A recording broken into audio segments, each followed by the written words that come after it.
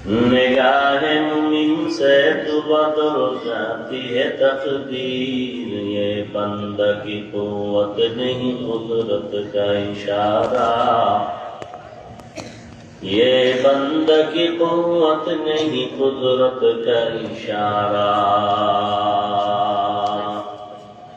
ऐ मर्द खिरत तरके मासी की जरूरत, ऐ मर्द खिरत तरके मासी की जरूरत, अब सोहबत सालेह की सवा कोई नहीं बेचारा, अब सोहबत सालेह की सवा कोई नहीं बेचारा।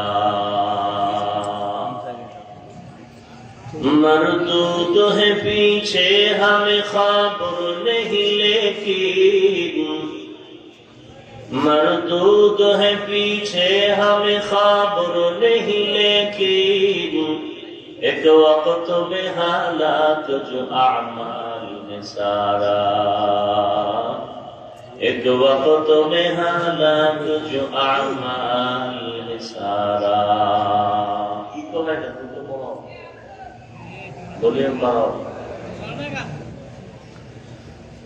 আলহামদুলিল্লাহ, আল্লাহ পাকের শুকর, আজকের এই সুন্দর আয়োজন, সময় পরামর্শ অর্থ দিয়ে দোয়া করে উপস্থিত হয়ে মাইক লাইভ প্যান্ডেলের ব্যবস্থাপনার মাধ্যমে সহযোগিতা যারা করেছেন, এলাকার যুবক, বৃদ্ধ, ব্যবসায়ী, শ্রমিক, চাকরিজীবী, বিভিন্ন শ্রেণী পেশার মানুষ, জনপ্রতিনিধি, প্রশাসন, উলামায়ে হযরত, আইম্মায়ে মাসাজিদ, মাদ্রাসা কর্তৃপক্ষ, আল্লাহ পাক সবাইকে খেদমতের বরকতে দুনিয়াতে শান্তি, পরকালে চিরমুক্তির ব্যবস্থা করে দিন। আমিন। যে আল্লাহ আমাদেরকে এত সুন্দর পরিবেশ, পৃথিবীর শ্রেষ্ঠ এক মজলিস, উলামায়ে আহলে হকের মজলিস, গুনাহ মাফের মজলিস, তওবা কবুলের মজলিস, এই বরকতি মজলিসে আল্লাহ আমাদেরকে কবুল করেছেন। নিয়ামতের শুকর আদায়ার্থে ঈমানের আওয়াজ উঁচু করে দিল থেকে জবান খুলে পড়ি আলহামদুলিল্লাহ। দরুদ ও সালাম সাইয়্যিদুল মুরসালিন, রাহমাতুল লিল আলামিন, শফিউল মুযনিবিন, খাতামুন নবিয়্যিন, সাইয়্যিদুস সাকালাইন, ইমামুল মুরসালিন, শফিউ আযম, রাসূল আকরাম, রহমত আলম, নবিয়ুল আরব আল আজম, হাবিব কিবরিয়া, আশরাফুল আম্বিয়া, সৈয়দুল আম্বিয়া, শফিউ মাহশর, সাকি কৌসর, আকা নামদার, মদিনা का ताजदार, आफताब नबूवत, फख्र मौजूदात, सय्यदुल मखलूकात, हजरत मुहम्मदुर रसूलुल्लाह सल्लल्लाहु अलैहि व आलिहि वसल्लमेর উপর সর্বোপরি শুকর, যাদের অক্লান্ত পরিশ্রমে আজ আয়োজন, আল্লাহ পাক আমাদেরকে কবুল করেন। আশেপাশে যারা আছেন আল্লাহ সবাইকে কবুল করেন, যারা আসছেন, আসতে পারেননি, আল্লাহ পাক তাদেরকেও এর উত্তম প্রতিদান দান করুন। আমিন। আজকের এই প্রোগ্রামের বরকতে এলাকায় শান্তি দান করেন, সমস্ত কবরদের আযাব মাফ করে দেন, আমাদের হায়াতে বরকত দান করেন, রুজি রোজগারে বরকত দান করেন। আল্লাহ পাক আমাদের দেশ শান্তির দেশ হিসেবে কবুল করেন, সারা দুনিয়ার মুসলমানদেরকে জালেমদের জুলুম থেকে হেফাজত করেন। উলামায়ে হযরত অত্যন্ত গুরুত্বপূর্ণ আলোচনায় রেখেছেন, আপনারা ধৈর্যের সাথে শ্রবণ করেছেন। উলামায়ে কেরামদের কথাগুলো সহিহ তরিকায় উম্মাহকে আমল করার তৌফিক দান করেন। আমিন। উলামায়ে কেরামের ইজ্জতকে আল্লাহ বেশি বেশি বাড়ায় দেন। আমিন। ফেসবুকে যারা আলেমদের বিরুদ্ধে লেখে, আল্লাহ ওদের হেদায়েত দান করেন। আমিন। আমি আপনাদের দোয়া নেওয়ার জন্য হাজির হয়েছি। সংক্ষিপ্ত আলোচনার জন্য কোরআনে হাকিমের এক আয়াতে কারিমা তিলাওয়াত করেছি, নবীজির হাদিস থেকে একটি হাদিস পড়েছি। আয়াত ও হাদিসের আলোকে ইখলাস ও রুহানিয়াতের সমন্বয়, সহিহ নিয়তে, সহিহ তরিকায়, সহিহ কিছু কথা ইখলাসের সাথে বলার মতো, সুন্দর মতো আমাকে আপনাদের সকলকেই দয়াময় রব্বুল আলামিন তৌফিক দান করেন। আমিন। বলিয়ে দাও, রিগাবটা হালকা দাও, ভিতরি মানে রিগাব দাও। وَلَنَبْلُوَنَّكُمْ بِشَيْءٍ مِّنَ الْخَوْفِ وَالْجُوعِ وَنَقْصٍ مِّنَ الْأَمْوَالِ وَالْأَنفُسِ وَالثَّمَرَاتِ।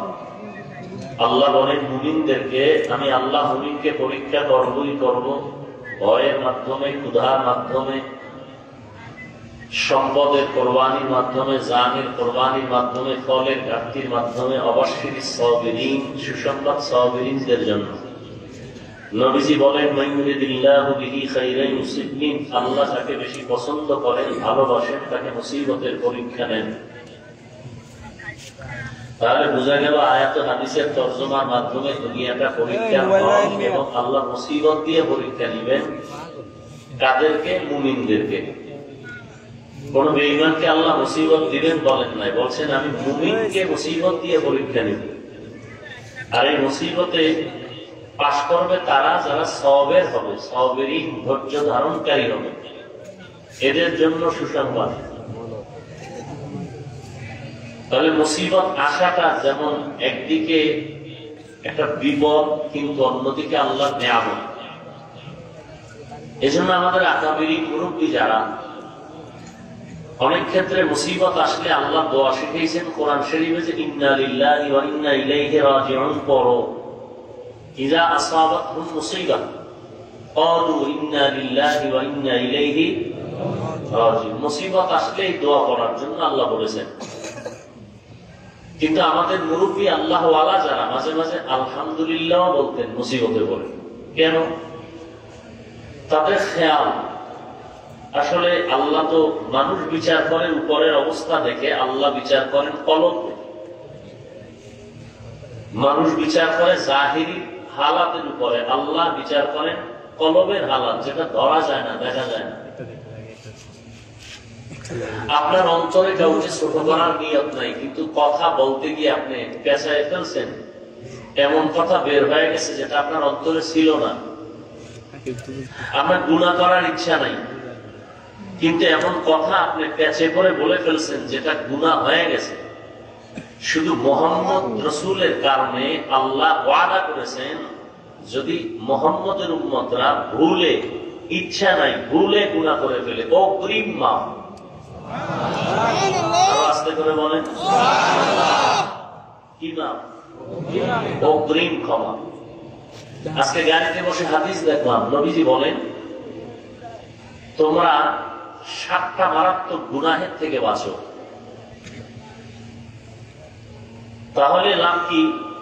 বিনিময় আল্লাহ তোমাদেরকে ভিন্ন গুনাহ থেকে মাফ করে দেবে। যেমন শিরিক একটা মারাত্মক গুনাহ, এর থেকে যদি তুমি বেঁচে থাকো, এই গুনার নাম কবিরা গুনাহ।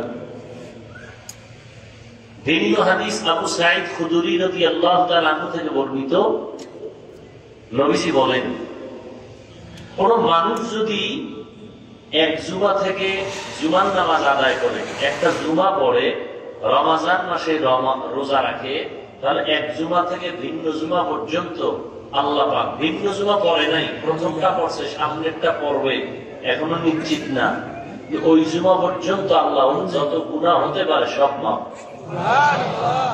এক রমজান থেকে ভিন্ন রমজান পর্যন্ত যদি রোজা রাখে, তাহলে আল্লাহ এই পুরো বছরে যত অপরাধ করে ফেলবে সব মাফ। তবে কবিরা গুনাহ যদি না করে, কারণ কবিরা গুনাহ তওবা ছাড়া মাফ হয় না, তওবা করতে হয়। আর তওবা আল্লাহ মাফ চাইলে মাফ করে দাও না, ওই তওবা না। তওবার জন্য অনেকগুলো শর্ত আছে, এর মধ্যে মূল 3টা শর্ত। প্রতিজ্ঞাবদ্ধ হওয়া, মরিয়া গেল ওই গুনাহ করব না। লজ্জিত হওয়া আল্লাহর কাছে বিনয়ের সাথে, যে আল্লাহ ভুল করেছে, আর করব না, মাফ করে দাও। এবং কান্না করা, আল্লাহ পাক এইরকম যদি তওবা করে মাফ করবে। আর এই তওবা ছাড়া কবিরা গুনাহ মাফ হবে না। যেমন মিথ্যা বলা কবিরা গুনাহ, কারো হক নষ্ট করা কবিরা গুনাহ। কারো হক নষ্ট করা মানে কারো দোকান থেকে আপনি একটা মাল নিয়ে গেছেন, এটা না। একজনের আপনি একটা কথা বলে তার সম্মানকে নষ্ট করেছেন, এটাও তার হক নষ্ট করার অন্তর্ভুক্ত। এই হকের মধ্যে বহু হক আছে, প্রধানত এটা 2 ভাগে বিভক্ত। একটা আল্লাহর হক আর বান্দার হক। আল্লাহর হক সহজ, আদায় করেন নাই, আল্লাহ মুহূর্তে মাফ করে দিবেন। যেমন আল্লাহর হক নামাজ পড়েন, রোজা রাখবেন, রাখেন নাই, ভুলে, শয়তানের ধোকায়, আপনি 50 বছরও যদি হক আদায় না করেন, তওবা করবেন, জীবনের সব গুনাহ মাফ। কিন্তু ভুল কর্মে যদি হকটা বান্দার হয়, যেমন মায়ের হক আদায় করেন নাই, বাবার হক আদায় করেন নাই, শিক্ষকের হক আদায় করেন নাই, এই মাফ আল্লাহ নিজের হাত থেকে ছেড়ে দিয়েছেন যে এই ক্ষমা আমার হাতে নেই। কেন? এই ক্ষমা বান্দা আগে করবে, তারপর আমি করবো। অতএব যারা শিক্ষকের হক নষ্ট করে, বেয়াদবি করে, শিক্ষক ক্ষমা না দেওয়া পর্যন্ত আল্লাহ ক্ষমা দিবেন না। মা বাবার সাথে যারা বেয়াদবি করে, হক নষ্ট করে, আল্লাহ ক্ষমা দিবেন না মা বাবা ক্ষমা না দেওয়া পর্যন্ত। বান্দার হক। দোকান থেকে আপনি মাল দিচ্ছেন, টাকা দেন নাই, ওয়াদা খেলাপ করেছেন, সময় মতো দেন না, চাইলেও দেন না, উল্টা ধমক দেন, কয় টাকা পাইবা, তুমি বারবার চাও। যদি না দিয়া মরেন, এ বিষয়ে হাদিসে কঠিন সতর্ক বানিয়েছে। নবীজি সাহাবায়ে কেরামদেরকে বলতেছেন, সাহাবায়ে কেরাম জানো এতিমকে? এতিম কেউ বলে যার আব্বা নাই সে এতিম, যার বাড়ি ঘর নাই সে এতিম, যার টাকা পয়সা নাই সে এতিম, অসহায়। নবী বলেন না, হাসরের মাঠে এতিমকে। ইয়া রাসূলুল্লাহ, আল্লাহ ভালো জানেন, রাসূল ভালো জানেন। ওয়াল্লাহু আ'লাম ওয়াল্লাহু ওয়া রাসূলুহু আ'লাম। আল্লাহ এবং রাসূল ভালো জানেন। নবী বলেন, কিয়ামতের দিন ইয়তীম অসহায় ওই ব্যক্তি হবে যার মা আছে, বাপ আছে, সে না অনেক নেক নিয়ে উঠবে, কিন্তু শেষ পর্যন্ত নেক থাকবে না, পরিণাম ফলে গুনাহ আসবে। মানুষের হক আদায় করে নাই, হকের পরিবর্তে নেক দিতে দিতে দিতে দিতে নেক শেষ, কিন্তু পাওনাদার বান্দার হক এখনো বাকি, নেক নাই, দিবে কি? আল্লাহ বলবে ওই বান্দাদের গুনাহ এর আমলনামায় ঢুকাইয়া এর জাহান্নামের শিকল লাগায় জাহান্নামে নাও। নবী বলেন, এর মতো অসহায় এতিম আর হাসরের মাঠে কেউ হবে।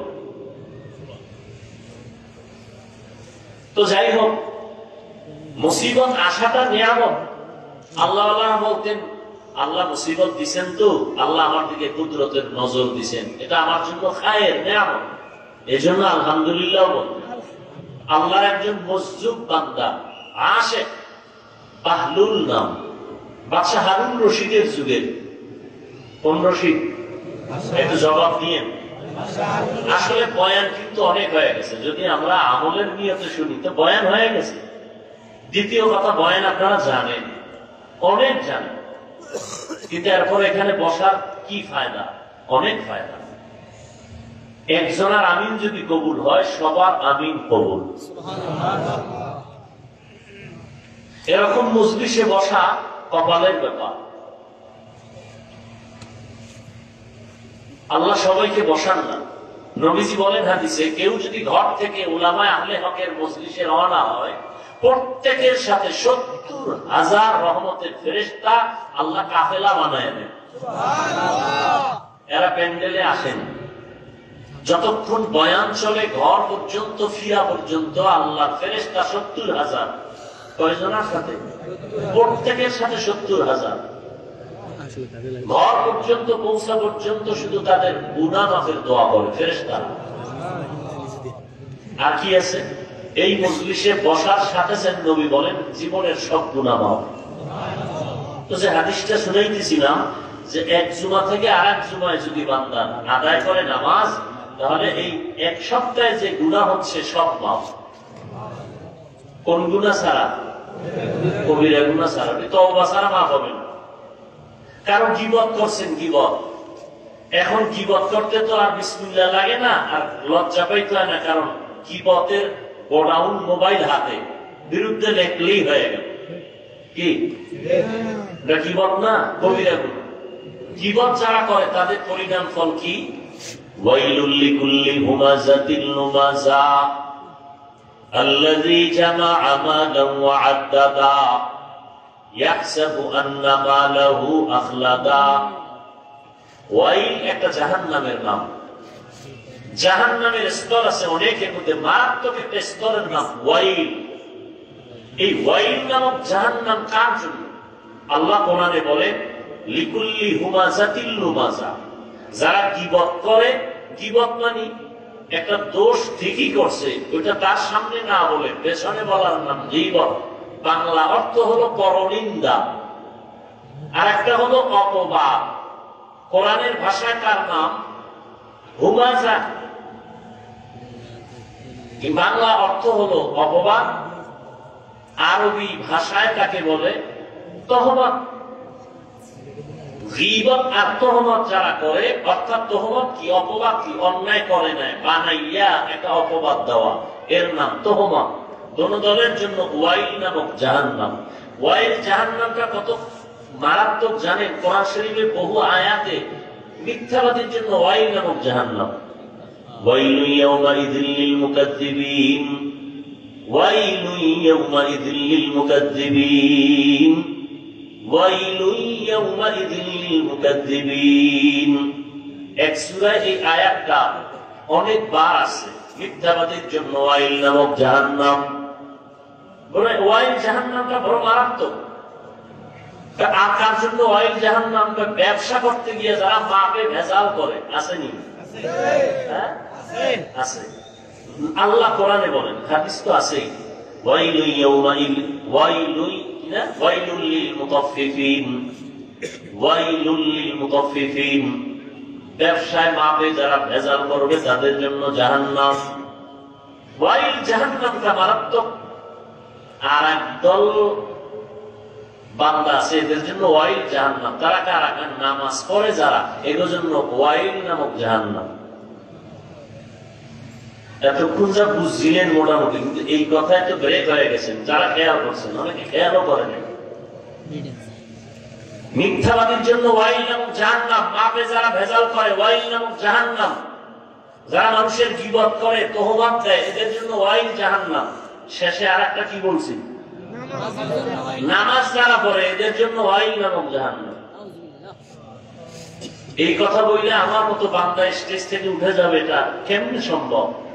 নামাজ পড়লে জাহান্নামে যাবে, এটা কেমন কথা? আল্লাহ সুন্দর করে বলেন, আরাইতাল্লাযী ইউকাযযিবু বিদ্দীন ফাযালিকাল্লাযী ইয়াদউল ইয়াতীম ওয়া লা ইয়াহুদ্দু আলা তাআমিল মিসকিন। পরের আয়াত পড়েন আপনারা। মুসল্লি, মুসল্লি কারে করে? যারা নামাজ পড়ে। আল্লাহ কয় ফাওয়াইলুন লিল মুসল্লিন, মুসল্লিদের জন্য ওয়াইল নামক জাহান্নাম। এই যারা নামাজ পড়েন মুসল্লি, স্পষ্ট, এখানে কোনো ভেজাল নাই।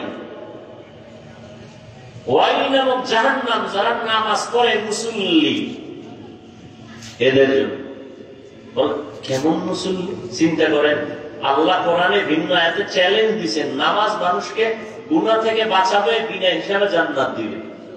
সুবহানাল্লাহ। কোরআনের আয়াত, ইন্নাস সালাতা তানহা আনিল ফাহশাই ওয়াল মুনকার। আবার কোরআনের এই সূরা আপনারা মুখস্থ অনেকেই পারেন। আল্লাহ বলেন ওয়াইল নামক জাহান্নাম মুসল্লিদের জন্য, নামাজীদের জন্য। এর কোনো আলাদা ব্যাখ্যা নাই। এই আয়াতের ব্যাখ্যা থেকে এটাই, মুসল্লি নামাজীর জন্য ওয়াইল নামক জাহান্নাম। তবে ব্যাখ্যা হইল পরের আয়াতে। কোন মুসল্লি? যে মুসল্লি নামাজ পড়ে সুদ খায়, এরকম মুসল্লি আমার দেশে নাই। মুসল্লি নামাজ পড়ে মিথ্যা কথা কয়, মুসল্লি নামাজ পড়ে মানুষের হক নষ্ট করে। নামাজ পড়ে কেন? মানুষ যেন ভাবে আমি মুসল্লি, মানুষকে দেখাবার জন্য। আল্লাযীনা হুম ইউরাউন ফাওয়াইলুল লিল মুসাল্লিন আল্লাযীনা হুম আন সালাতিহিম সাহুন আল্লাযীনা হুম ইউরাউন ওয়া ইয়ামনাউনাল মাউন। এমন মুসল্লি মানুষের দেখানোর জন্য নামাজ পড়ে, নামাজ মনে চায় না, থেকে পড়ে, একাই পড়ে পড়ে। যেমন নির্বাচন আইলে অনেকে আবার নতুন করে নামাজ ধরে। বিপদে পড়লে আব্বা বুঝে গেছে, নামাজ ধরে পালাইছে। আম্মা জান মারা গেছে, টুপি পড়ছে, নামাজ ধরছে, 15 দিন পর নাই। এরকম মুসল্লি নাই। এমন মুসল্লিদের জন্য ওয়াইল নামক জাহান্নাম। ওয়াইল জাহান্নামটা বড় মারাত্মক। এগুলো কবিরা গুনাহ, যা বলতেছি। শিরিক করা কবিরা গুনাহ, বউ তালাক দেওয়া জায়েজ, কিন্তু আল্লাহর কাছে একটা মারাত্মক অপছন্দনীয়। আল্লাহর কাছে মারাত্মক এক অপছন্দনীয় কাজ হলো তালাক দেওয়া। এখন ট্রেডিশন এমন হয়ে গেছে, বিয়া করে আর সারে, করে আর সারে, আছে না নাই? সব ভেজালের মূল গোড়ায় জিনিসটা কাজ করে, সেটা মোবাইল। মোবাইল আমিও চালাই, আল্লাহর কাছে দোয়া করি আল্লাহ মোবাইলের গুনাহের থেকে আমাদেরকে হেফাজত করেন। তাহলে মুসিবত ওই যে বাহলুল আল্লাহর আশিক বাদশাহ হারুন রশিদের যুগের। কোন রশিদ? বাদশাহ হারুন রশিদ বড় একজন আল্লাহওয়ালা। তার স্ত্রীর নাম জুবায়দা। যেই স্ত্রী 100 কাজের মহিলা ছিল তার খাদেম, খাদেমা। কয়শো? 100। জুবায়দা খাতুন। কয়শো? 100। অল টাইম জুবায়দা খাতুনের প্রাসাদে রাজার স্ত্রী রানী, তিনি কোরআনে হাফেজা, তার 100 নারী তার খাদেমা। 24টা ঘন্টা তাদেরকে সিরিয়াল করে দিচ্ছেন, কাজের ফাঁকে ফাঁকে তুমি কোরআন পড়ো, এরপরে তুমি, এরপরে তুমি। 100 মহিলা কোরআন যদি ফাঁকে ফাঁকে পড়তো, 24টা ঘন্টা প্রত্যেক সেকেন্ড বিবি জুবায়দার ঘরে তেলাওয়াতের আওয়াজ চলতো। ও টাকাওয়ালারা, আপনাদের স্ত্রী আমার আম্মাজানদের কি হালাত, কাজের বুয়ার কি হালাত। বাদশাহ হারুন রশিদ এত বড় বুজুর্গ, তার স্ত্রী জুবায়দা মক্কায় গেছেন।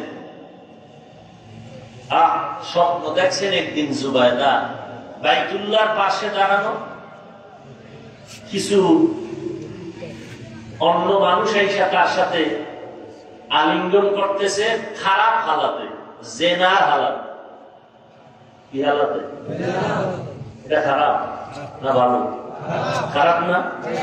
এই স্বপ্ন দেখে হুশ আছে। দেখছে কে? হাফেজা জুবায়দা। দেখা স্বপ্নের ব্যাখ্যা সবাই দিতে পারে না, যে দিতে পারে এর কাছে গেছে, লোক পাঠায় দিছে, স্বপ্নের ব্যাখ্যা নিয়ে আসে। ব্যাখ্যা শুনে কয় জুবায়দার সান কপাল। কি কপাল? জুবায়দা এমন এক নারী, আল্লাহ তাকে এত পাওয়ার দিবেন, মক্কা নগরীতে আসবেন আর তার দ্বারা মক্কায় এমন খেদমত হবে কিয়ামত পর্যন্ত। এই জুবায়দার কিছু কাজের দ্বারা মক্কার হাজিরা এই খেদমতের অংশ নিয়ে জুবায়দা আজীবনের জন্য কবরে সওয়াব পাবে। মক্কা নগরীতে ড্রেন আছে, ড্রেন। মক্কার আরবি নামে তা ওই নামকরণ এখনো আছে। পাহাড়ের পাদদেশে নাম নহরে জুবায়দা। নাম কি? নহরে জুবায়দা। জুবায়দার নামে ড্রেন করা, মানুষ পানি পায় না। জুবায়দা গেল, কত টাকা লাগবে ড্রেন করে পানি দিতে, মানুষ যেন দিব্যি আরামে হাজিরা পানি পায়। হিসাবটা আমার মোবাইলে অবশ্য আছে, কত হাজার নিজের টাকা। বাদশা কিন্তু তার স্বামী, সরকারি 1 টাকাও খরচ করে নাই, নিজের টাকা দিয়া মক্কা নগরীতে বিশাল বড় ড্রেন করছে, মক্কার হাজিদের পানি পান করার ব্যবস্থা করেছে। এই জুবায়দা সেই নামে এখনো আছে, সেই ড্রেন সবাই জানে, আরববাসী নহরে জুবায়দা। 100 কাজের মহিলা, সব কোরআনে হাফেজা, নিজেও হাফেজা। 24 ঘন্টা কোরআন তেলাওয়াত, কাজ করে কোরআন তেলাওয়াত করে, কাজ করে কোরআন তেলাওয়াত করে। অর্থাৎ তার ঘরে 24 ঘন্টা কোরআনের তেলাওয়াত। আপনার ঘরে 24 ঘন্টা সিনেমার আওয়াজ, গানের আওয়াজ, ঠিক নেই? আল্লাহ হেদায়েত দান করুন। তো ওই যুগের একজন মজদুর আশেক বাহলুল নাম, ওই পাগলা আল্লাহর বড় আশেক। তুফান আছে, তুফান, ঝুপড়ি, ছোট ঘর, ধরে নেন দক্ষিণ থেকে বাতাস আসতেছে, উত্তরে ঘর ধাক্কা দিয়ে ফালায় দিতেছে বাতাস। বিবি বলে, ওই পাগলার বিবি, তুমি গিয়ে একটা কিছু খুঁটি বাঁশ দিয়ে ঠেকা দাও। কোন দিক থেকে? দক্ষিণ দিক থেকে। তুফান আসতেছে দক্ষিণ থেকে, ঠেক দিবে দক্ষিণ থেকে। বাহলুল গিয়ে উত্তরে না গিয়ে দক্ষিণ দিয়ে ধাক্কাইতেছে। বউকার ব্যাপার কি? আল্লাহর সাথে কোনোদিন বাহলুল পাল্লা দেয় নাই। আল্লাহ যেহেতু চাই উত্তরে ভালাইবে, আমিও আল্লাহর সাথে একমত। মাওলার আশেক দিল্লি কোথায়? কোথায়? ইন্ডিয়া। হ্যাঁ, আমাদের বাংলাদেশের আমগো বুকের উপর দিয়ে এখন ট্রেন চলে যাবে না ভারতে। আমরা এস্টাবলিশ হয়ে গেছি সারা দুনিয়ায়, না টাকা পয়সার দিক থেকে অনেক আগায় যেতেছি। ভারত আমাদের বুকের উপর দিয়ে ট্রেন চালায় যাবে। দিল্লি শহরের শাহী জামে মসজিদ, বিশাল মসজিদ। আল্লাহ সবাইকে দেখার তৌফিক দান করে। যাই মিয়া কক্সবাজার যান, এখানে সেখানে যান, আড্ডা দেন, ওখানে গেলে ইমান বাড়ে। বেঈমানের ইমান নষ্ট হয়, মুমিনের ইমান কি?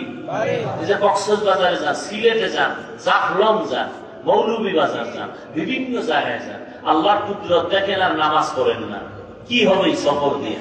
শাহজালালের মাজার দেখতে গিয়ে ঘুরে সারা সিলেট দেখলে তো চোখে পানি আসবে, নামাজ ধরবে, খবর নাই। আল্লাহর কুদরত সমুদ্রের পাড়ে দাঁড়াইয়া বেঈমান ইমান আছে, আর আমরা মুসলমান যাই ঠিক, কোন চিন্তা। এই যে আপনাদের দূরে যাওয়ার দরকার কি? বড় স্টেশন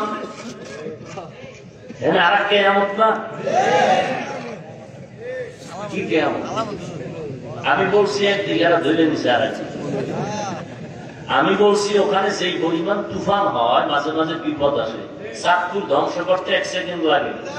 এই যে কয়েক বছর আগে, বেশি দিন হয় না, নড়িয়া কোথায়? নড়িয়া নদী ভাঙে নাই, মানুষের বাড়িঘর পানির তলে যায় নাই। আমরা চাঁদপুর ভাঙে না কেন? ভাঙে। আমরা তো যাইতে 1 সেকেন্ড লাগবে না মাটি পানির তলে। খালি আল্লাহ যদি অর্ডার দিয়ে দেয়, নদী গরম হওয়া শেষ।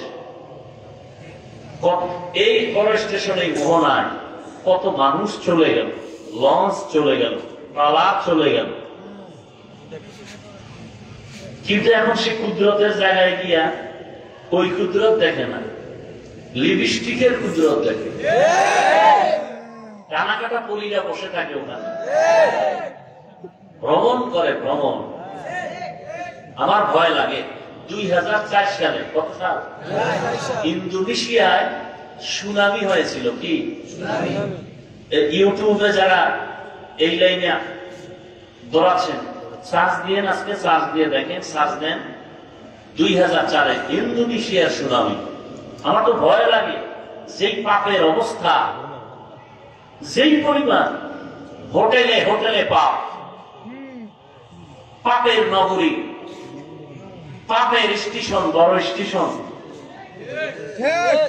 ঠিক মানে কি আপনারাই আকামে যান না? বন্ধু বান্ধব নিয়ে ঘুরতে যান, হায় হায় হায় হায়।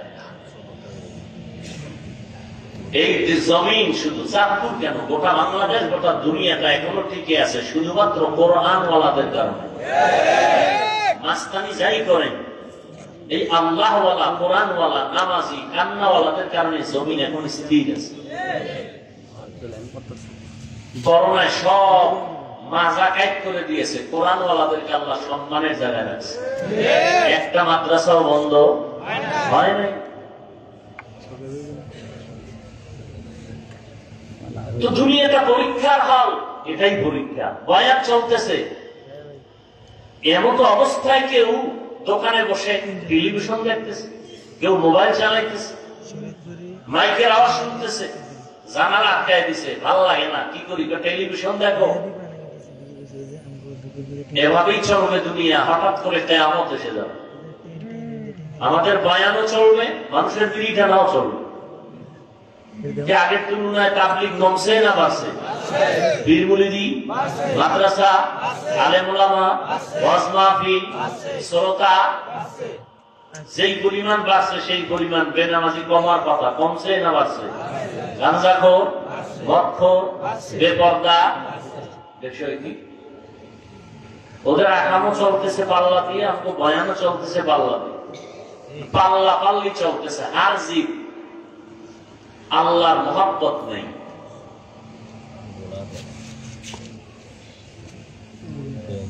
আল্লাহ আমাকে আপনাদের সবাইকে হেদায়েত দান করুন। পরীক্ষা মুসিবত আসবেই। কাদের জন্য পরীক্ষা? মুমিনের জন্য। আল্লাহ এই পরীক্ষাটা মুমিনকে করবেন, বেঈমানকে কেন করবেন না? বেঈমানের জন্য জান্নাত নাই, জান্নাত শুধু মুমিনের জন্য। আমি মুমিনকেই জান্নাত দিব, বিনা হিসাবে দিব, তবে পরীক্ষায় পাশ করা লাগবে। 5টা জিনিসের দ্বারা আল্লাহ পরীক্ষা নেবেন। ভয়, ক্ষুধা, মালের ঘাটতি, জীবনের ঘাটতি, ফলের ঘাটতি। পাশ করতে হলে একটা পুঁজি লাগবে। পরীক্ষায় পাশ করতে হলে কয় পুঁজি? এক পুঁজির নাম ধৈর্য। এই যে এখানে আপনারা বসছেন, এটাও এই ধৈর্য আবার 3 প্রকার। ইবাদতের বেলায় ধৈর্য, মুসিবতের বেলায় ধৈর্য, গুনাহের বেলায় ধৈর্য। এখানে বসছেন, এটা ইবাদতের একটা অংশ। যাদের ধৈর্য নাই, ওরা নাই। যাদের ধৈর্য নাই, ধৈর্য না থাকলে আপনি বসতে পারবেন না, সম্ভব না। যাদের ধৈর্য আছে তারা বসে আছে। এটি হলো ইবাদতের বেলায় ধৈর্য। আর একটা হলো গুনাহের বেলায় ধৈর্য। মানে ফজরের 4 রাকাত নামাজ পড়তে সর্বোচ্চ 20 মিনিট লাগবে। কত মিনিট? 20 মিনিট। কিন্তু অনেকে 20 মিনিটের মজা পায়, ঘুমে না পাইয়া 20 মিনিটের মজায় 4 রাকাত নামাজ পড়ে না, ঘুমায়। 20 মিনিটের মজায় যে ঘুমাইল নামাজ বাদ দিয়া, সে ধৈর্যের সাথে উঠতে পারলো না। শাস্তি দেখি, সাজা কি 20 মিনিট হবে? ধৈর্য নেই। অথচ সারা রাত মোবাইল চালাইছে, এজন্য কোন পরোয়া নাই, চিন্তা নাই। সারা রাত মোবাইল চালায়, দেখছে কি কবিরা গুনাহ। কি বয়ান শুনবেন আপনারা? কি বয়ান করব? ধ্বংসের দ্বার প্রান্তে আমরা সব। লেখাপড়ার সফলতা নষ্ট, মোবাইল। যুবকদের চেহারা সব ফ্যাকাশে। সারা রাত কবিরা গুনাহ করলে চেহারায় নূর আসবে কি করে? আল্লাহ সবাইকে মোবাইলের গুনাহের থেকে হেফাজত করে। স্বামী আর স্ত্রী নুজহাতুল মাজালিসে ধৈর্যের বয়ান একটা ঘটনা আছে, 2 মিনিট বলবো। আবার তো আপনারা এমনি তো বলে কেসা কাহিনীর ওয়াজ করি, কি বলে না? বলে না? কে বলে? যে বেনামাজি। এই কথাগুলো কারা বলে? নামাজিরা ঠিক মত আসলে বলে না। ভেজাইয়া নামাজি ওয়াজ করছি না একটু আগে, এরা বলে। আর বেনামাজি বলে কেচ্ছা কাহিনীর ওয়াজ করি। ওই আহমক জাহেলকে বলি, ও জাহেল, তুমি কেচ্ছা কাহিনী কি বুঝো? কোরআন হাদিসের ওয়াজ না করে কেচ্ছা কাহিনী বলে। তুমি জানো কেচ্ছা কাহিনীর পৃথিবীতে শ্রেষ্ঠ কিতাব হলো কোরআন শরীফ? তোমার সেই ধারণাই নেই, তুমি তো মূর্খ। তোমার সে ধারণাই নেই পৃথিবীতে শ্রেষ্ঠ কিচ্ছা কাহিনীর কিতাবের নাম কোরআন, শ্রেষ্ঠ কিচ্ছা কাহিনীর কিতাবের নাম হাদিস শরীফ। এবার ওলামায়ে কেরাম আমাকে একটু সহযোগিতা করবেন, সাধারণ মানুষ বুঝুক, একটু সহযোগিতা যারা আলেম আছেন করবেন। কোরআন শরীফে গরুর কেচ্ছা নাই, হাতির কেচ্ছা নাই, মশার কেচ্ছা, বাঘের কেচ্ছা আছে, সাপের কেচ্ছা আছে। কোরআন শরীফে মাছির কেচ্ছা আছে, কোরআন শরীফে বাঘের কেচ্ছা, বহু কেচ্ছা কাহিনী, 2000-এর উপরে আয়াত আছে শুধু কেচ্ছা কাহিনী, কেচ্ছা কাহিনী, কেচ্ছা কাহিনী। আর আমরা তো ওই কেচ্ছাই বলি যেই কেচ্ছা উম্মতের শুনাইলে মানুষের দিল নরম হয়। আমরা তো সোনা বন্ধের কেচ্ছা বলি না, আমরা তো ওই কেচ্ছা শুনাই যেই কেচ্ছা শুনে মানুষ নামাজি হয়। তোমার বিরোধিতায় কি হয়েছে? তোমার কপাল পড়েছে, আর কিছুই হয়নি। কেন পড়েছে? আমি তো বলি সারা বাংলাদেশে চ্যালেঞ্জ করে বলি, যারা আলেমদের বিরুদ্ধে বলে আর ফেসবুকে লেখে এরা মা বাবার অভিশপ্ত সন্তান। কোন সন্দেহ নাই, মা বাবার অভিশপ্ত সন্তানেরাই আলেমের বিরুদ্ধে ফেসবুকে লেখে। ওর উপরে মা বাবার অভিশাপ, আল্লাহর লানত।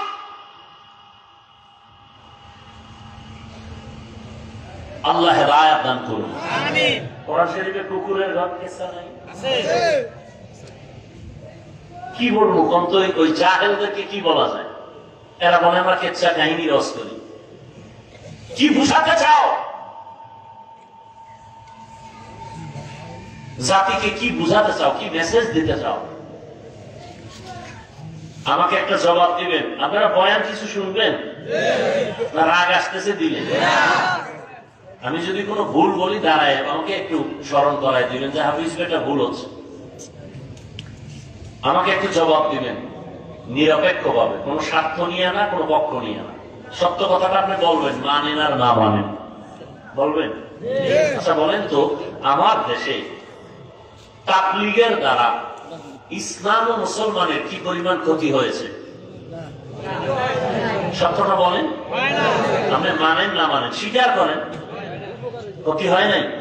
সবাই একমত?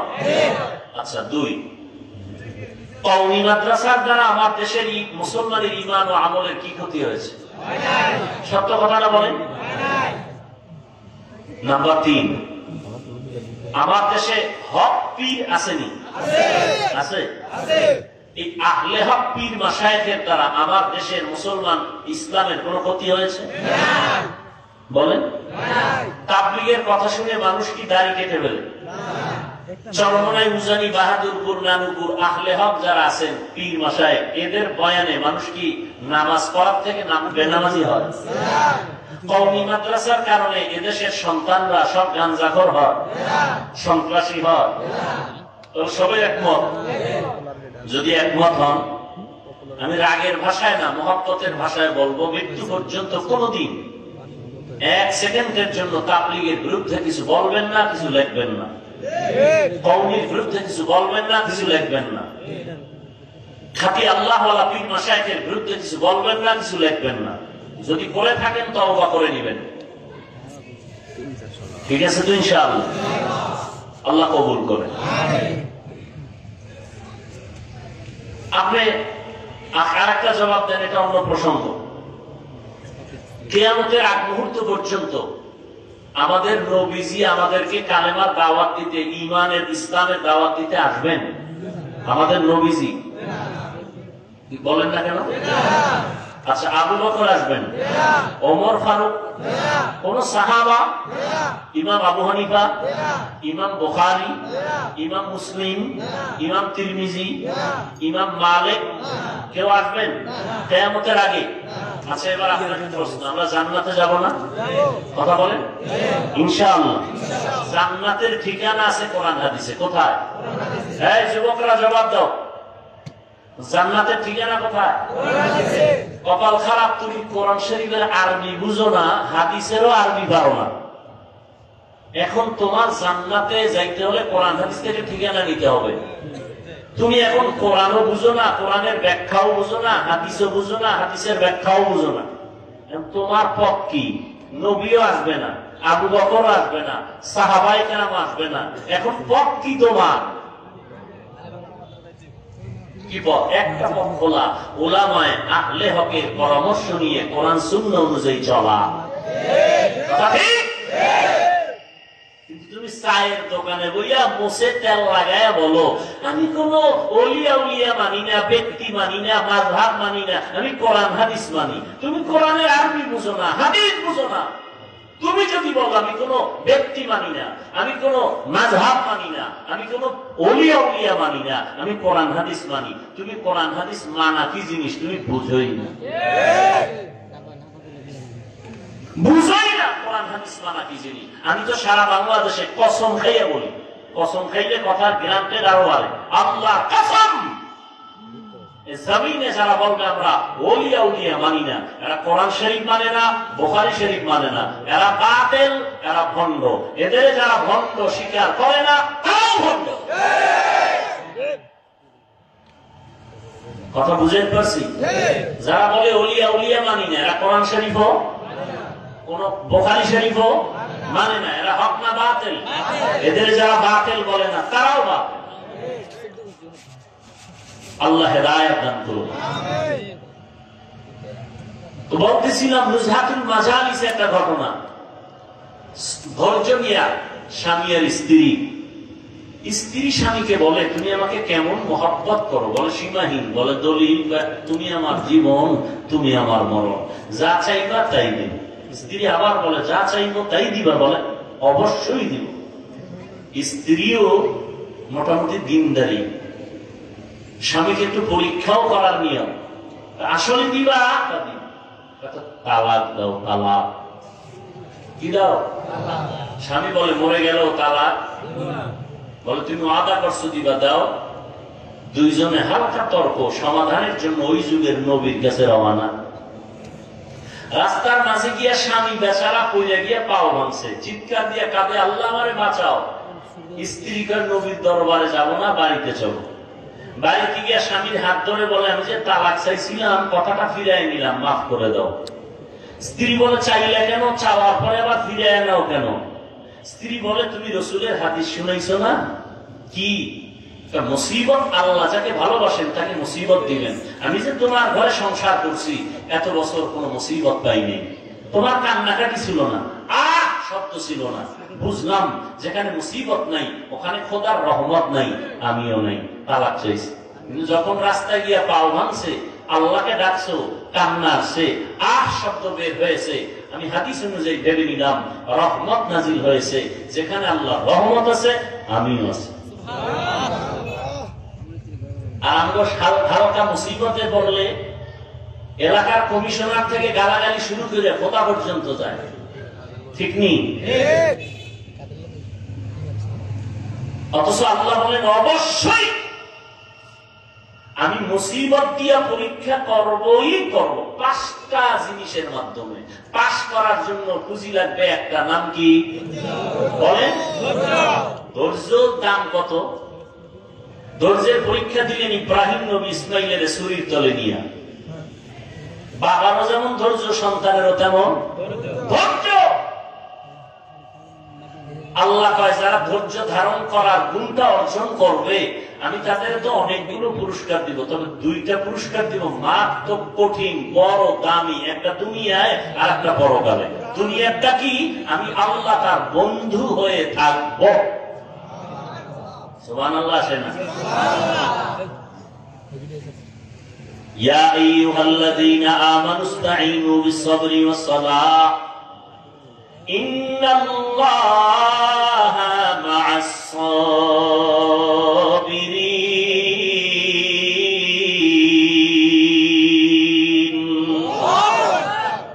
আল্লাহ বলেন আমার কাছে সাহায্য প্রার্থনা করো সালাত ও সবর ও সালাতের মাধ্যমে, নিশ্চয়ই আমি আল্লাহ সাবিরিন যারা ধৈর্য ধারণকারী তাদের বন্ধু হয়ে থাকবো।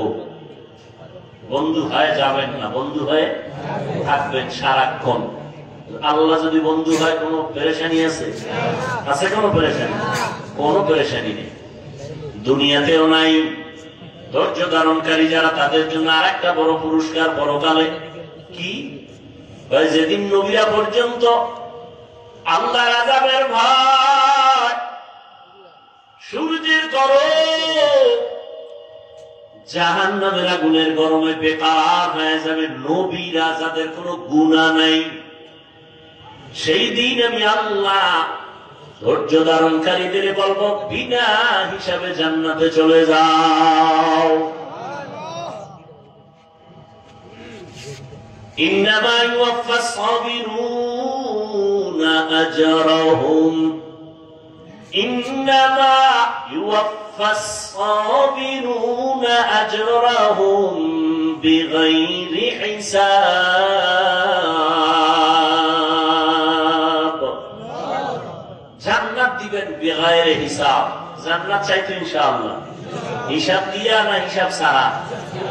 হিসাব দিয়া না হিসাব ছাড়া? আল্লাহ কবুল করেন। বেহেশত আযা কে আজারে নবাশো কসে রাবা কসে করে নবাশু। আল্লাহ তাআলা বলেন আমি 5টা জিনিসের দ্বারা পরীক্ষা নিব। পাস করার জন্য একটা পুঁজি লাগবে, পুঁজির নাম কি? ধৈর্য। ধৈর্যটা হাদিস শরীফে নবী বলেন নিসফুল ঈমান, ঈমানের অর্ধেক হলো ধৈর্যের ভেতরে। ইয়া আইয়ুহাল্লাযীনা আমানু ইসবিরু ওয়া সাবিরু ওয়া রাবিতু ওয়াত্তাকুল্লাহা লাআল্লাকুম তুফলিহুন। ধৈর্যের উপরে মজবুত হয়ে থাকো। মুসিবতের বেলায় ধৈর্য, মুসিবত আসবেই, ধৈর্য হারা হওয়া যাবে না, পাগল হওয়া যাবে না। আল্লাহর উপরে স্মরণ করে ধৈর্যের সাথে মোকাবেলা করো, দোয়া করো, আল্লাহর কাছে কান্নাকাটি করো। আল্লাহ পাক মুহূর্তের মধ্যে তোমার ধৈর্যের পরীক্ষায় তোমাকে কামিয়াবি দান করবেন। গুনাহের বেলায় ধৈর্য, মুসিবতের বেলায় ধৈর্য। যদি এই ধৈর্য নিয়ে চলতে পারো, আমি আল্লাহ তোমাকে পাশ করায় দিব। পরীক্ষা 5টা জিনিসের মধ্যে প্রথম হলো ভয়। ওয়ালানাবলুওয়ান্নাকুম বিশাইইন মিনাল খাউফি ওয়াল জু'। 4 মাযহাবের 4 ইমামের এক ইমাম হলেন ইমাম শাফিঈ রাহমাতুল্লাহি আলাইহি। তিনি বলেন এখানে 5টা জিনিসের যে প্রথমটা বলা হলো ভয়। ভয় দ্বারা এখানে উদ্দেশ্য হলো আল্লাহর পক্ষ থেকে ভয়, আর একটা ভয় আছে বান্দার পক্ষ থেকে ভয়। এখানে উদ্দেশ্য হলো আল্লাহর পক্ষ থেকে ভয়। বলে কেমন? ভয় বান্দা দাড়ি রাখলে তোমার আত্মীয় স্বজনরা বেজার হয়ে যাবে, দাড়ি কাটলে আল্লাহ বেজার হয়ে যাবে। ঠিক নেই? এখন কি তুমি আত্মীয় স্বজনের সম্পর্কের ভয় দাড়ি কাটবা, নাকি আমার আল্লাহর আযাবের ভয় তুমি দাড়ি লম্বা করো? এটা তোমার পরীক্ষা। তুমি যদি পর্দা করো, তোমার আত্মীয় স্বজনরা বেজার হয়ে যাবে। এত পর্দা কেন? দিলটাকে পরিষ্কার রাখো, বেশি পর্দা লাগবে না। পর্দা না করলে আমার আল্লাহ বেজার। যার সাথে দেখা দেওয়া জায়েজ নাই, একবার দেখা দিবে একটা কবিরা গুনাহ, 2বার দেখা দিবে 2টা কবিরা গুনাহ।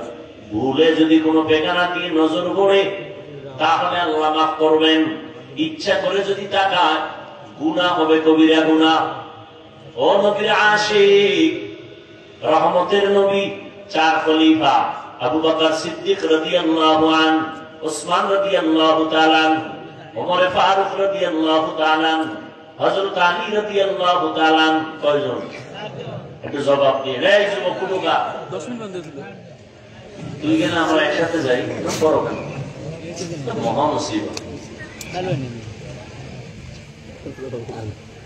ছেড়ে দিব না।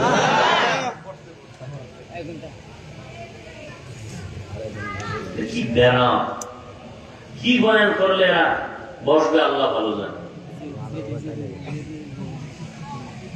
হ্যাঁ, কয়জন খলিফা?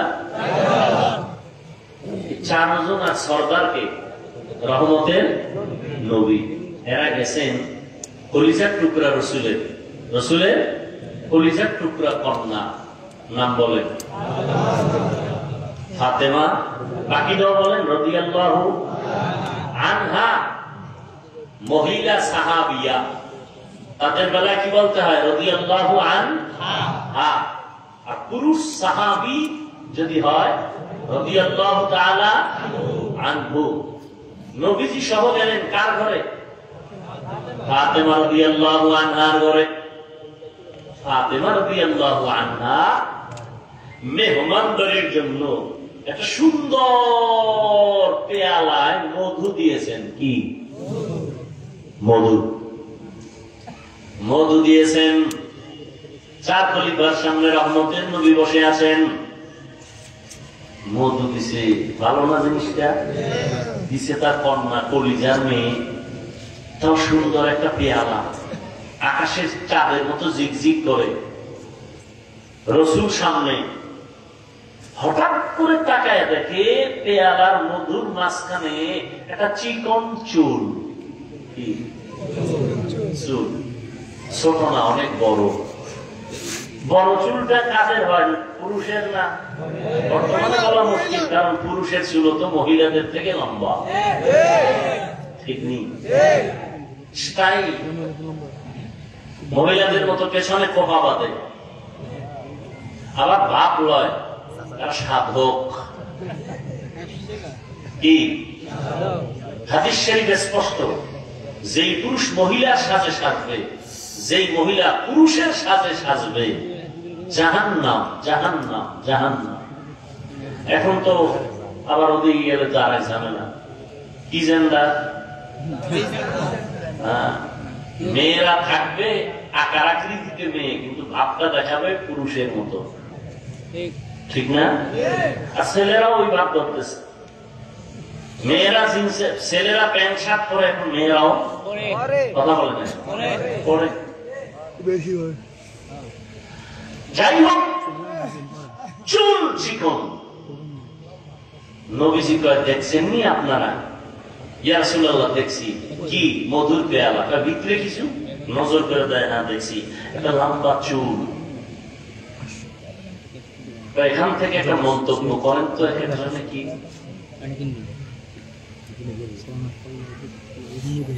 আবু বকর বলে, আমি একটা মন্তব্য করি।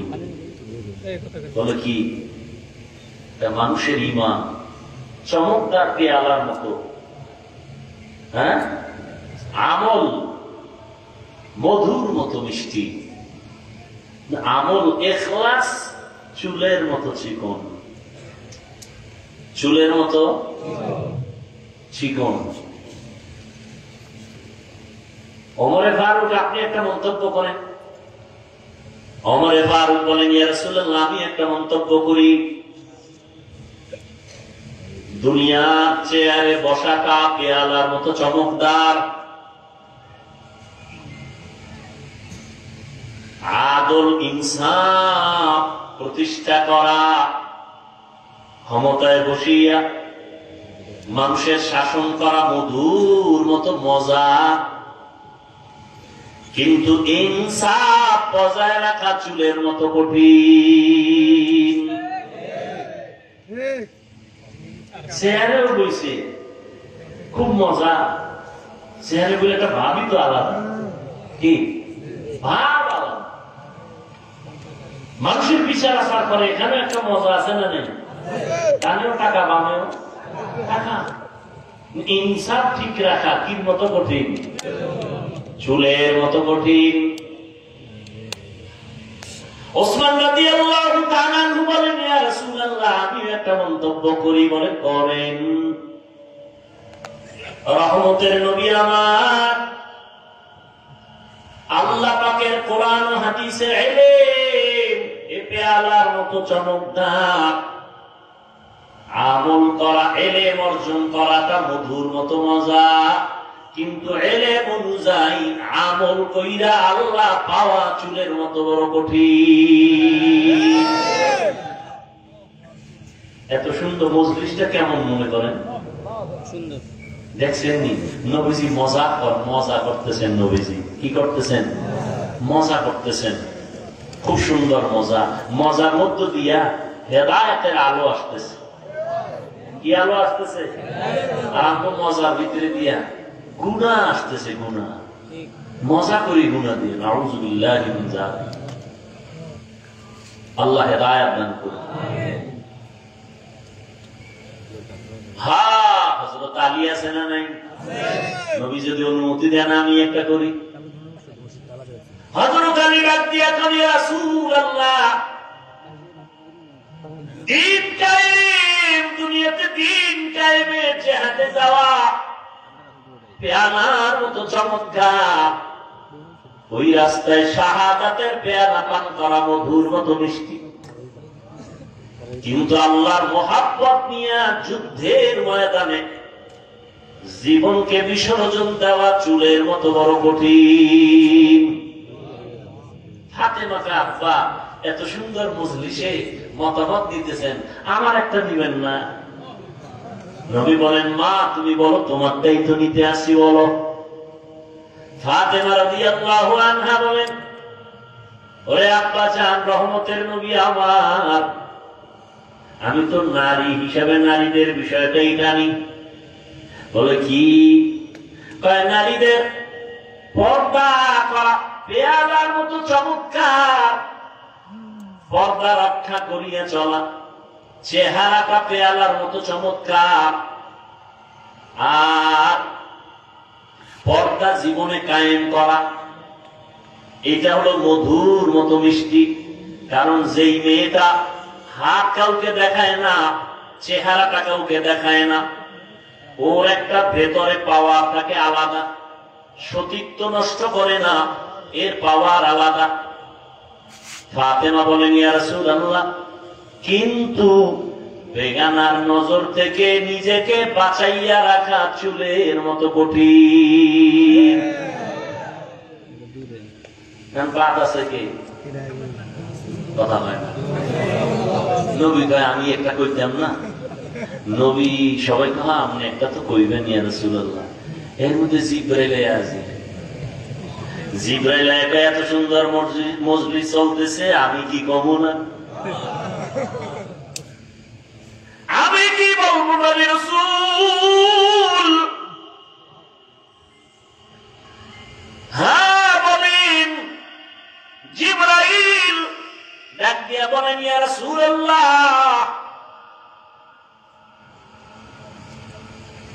আমি বলতে চাই আল্লাহ রাস্তায় চলবে, দ্বীনের উপরে চলাটা, দ্বীনের আলো নিয়ে চলাটা পেয়ারার মতো সুন্দর, এর উপরে আমল করাটা মধুর মতো মজা। আল্লাহ সন্তুষ্টি অর্জন করা হলো চুলের মতো কঠিন। জিবরাইল কয়, আপনাকে মজলিস দেখা আল্লাহ কিছু কইতে চাইছেন, আল্লাহ বলতে চান। আল্লাহ নবী বলেন, আল্লাহ বলার আগে আমারটা বলল লই। নবী বলেন, আমি আল্লাহর মারিফত অর্জন করা পেয়ালার মতো চমৎকার, চমকদার। আর মারিফতের মজা অন্তরে জমা করার না, মধুর মতো মিষ্টি। আল্লাহর পরিচয় লাভের নাম মারিফত। মারিফতটা পেয়ালার মতো চমৎকার, আর আল্লাহর পরিচয় অন্তরে ধারণ করা হলো মধুর মতো মিষ্টি। কারণ যার মধ্যে আল্লাহর পরিচয় একবার আসবে, সে হবে আল্লাহর আশিক। ও যুবক, তুমিও মুসলমান, আমিও মুসলমান, তোমার আল্লাহ আমার আল্লাহ এক, তোমার নবী আমার নবী এক, তোমার ধর্ম আমার ধর্ম এক, তোমার কাবা আমার কাবা এক, তোমার কালেমা আমার কালেমা এক। ও নবীর আশিক, তুমি যে আল্লাহর গোলাম, আমিও সে আল্লাহর গোলাম, তুমিও যে নবীর উম্মত, আমিও সে নবীর উম্মত। তুমি যে কালেমা পড়েছো, আমিও সেই কালেমা পড়েছি। তোমার যে কাবা, আমারও সেই কাবা। তোমার যে ধর্ম, আমারই সে একই ধর্ম। অথচ তোমাকে পায়ে ধরে ধরে ধরে ধরে বয়ান করার পরও তুমি দাঁড়িয়ে রাখতে চাও না। আমি দাড়ি কাটতে লজ্জা পাই, তুমি দাড়ি রাখতে লজ্জা পাও। তুমি কেমন মুসলমান? আমি টুপি মাথায় না দিলে লজ্জা লাগে, তুমি মাথায় টুপি দিতে লজ্জা লাগে। তুমি কেমন মুসলমান? আমি আল্লাহর ঘর মসজিদে না ঢুকলে লজ্জা লাগে, তোমার মসজিদে ঢুকতে লজ্জা লাগে। তুমি কেমন মুসলমান? আজকে তো হিন্দুদের যদি এত কষ্ট করে বয়ান করতাম, অনেক লাভ হতো। 6 মাস লাগতো না, আমার দেশের হিন্দু বৌদ্ধ দল মদিনার আশেপাশে যেত ইনশাআল্লাহ। কিন্তু 12 মাস কুত্তার মতো দৌড়াই। সব আলেম ওলামারা না খাওয়ান আছে, না ঘুম আছে, না সুস্থতা আছে, এত পেরেশানি করে পাও ধরে ধরে ধরে ধরে বয়ান করি। একবারও কিন্তু বলি নাই আমি 5 কল্লি তুমি মাথায় দিয়েছি, তোমরাও দেও, না হয় জাহান্নামে যাবা। একবারও বলি নাই। অন্য টুপিওয়ালারে গালিও দেই নাই। আমি কওমি মাদ্রাসার সন্তান, কোনদিন আলিয়ার বিরুদ্ধে বলি নাই, স্কুল কলেজের বিরুদ্ধে বলি নাই। আমি তাবলীগের লাইনের সন্তান। যারা তাবলীগ করে না, এদের একটা গালিও দেই নাই।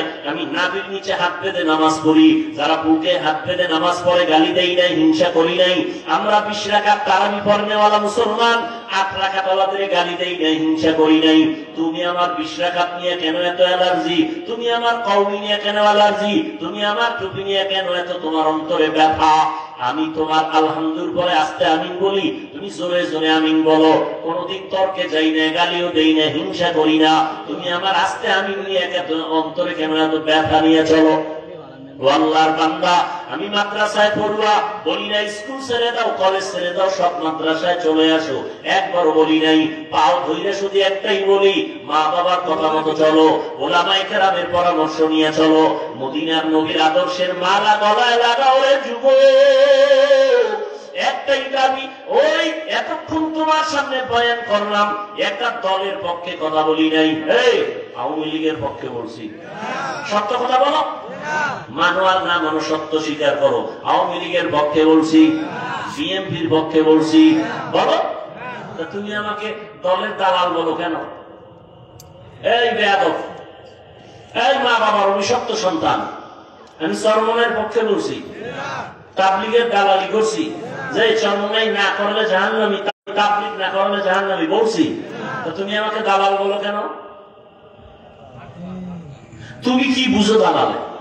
এই বেটা, মদখোরের কাছে আলেম ওলামারা যদি যায়, আর যদি আলেম ওলামা মদখোরের তালে হইলে মদ পান করে, তখন তুমি বলতে পারো এই আলেমরা মদখোরের গোলাম। কিন্তু এমন যদি হয় আলেমরা যাওয়ার কারণে মদখোর হুজুরদের লাইনে টুপি বসে, দাঁড়িয়ে রাখছে, নামাজ পড়ে, বিএনপির সাথে ওলামায়ে কেরাম যাওয়ার কারণে যদি ইসলামের উপকার হয়, তো তুমি দালাল বলবো কেন? আওয়ামী লীগের কাছে হাটহাজারীর হুজুর গেছেন, কওমি মাদ্রাসার স্বীকৃতি নিছেন, ইসলামের দাবি পূরণের জন্য যদি যান, তুমি দালাল বলবা? কি পেয়েছ? এই বেয়াদবি, এই দুঃসাহস কে তোমাকে দিয়েছে? ক্লাস 5-এ পড়ে, আলিয়ায় দাখিল পড়ে, কওমি মাদ্রাসায় কাফিয়া শারহে বেকায়া পড়ে, এরকম কিছু বেয়াদব ফেসবুকে একজন বড় আলেমের নামে ফট করে লিখে দেয় দালাল। আল্লাহ হেদায়েত দান করুন। আল্লাহ, এই যুবক, রহমতের নবী বলেন, আল্লাহর মারিফত অর্জন করা পেয়ালার মতো মজা।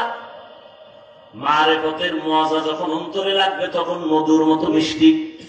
আল্লাহকে যখন চিনতে পারবা, তখন তোমাকে জীবনে কেউ জীবন নিয়ে নিবে, কিন্তু ঈমান কেড়ে নিতে পারবে না। ফিলিস্তিনের দিকে তাকাও, ইসরায়েলি জালেমের গোষ্ঠী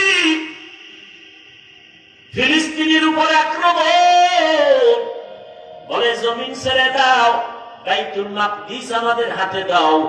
মুসলমান বলে, আল্লাহর জমিনে আছি, তোমাদেরটা খাই না, আল্লাহ রিজিক দেন, জীবনটা দিয়ে দিব, কিন্তু আল্লাহর ঘর হেফাজতে পিছপা হব না।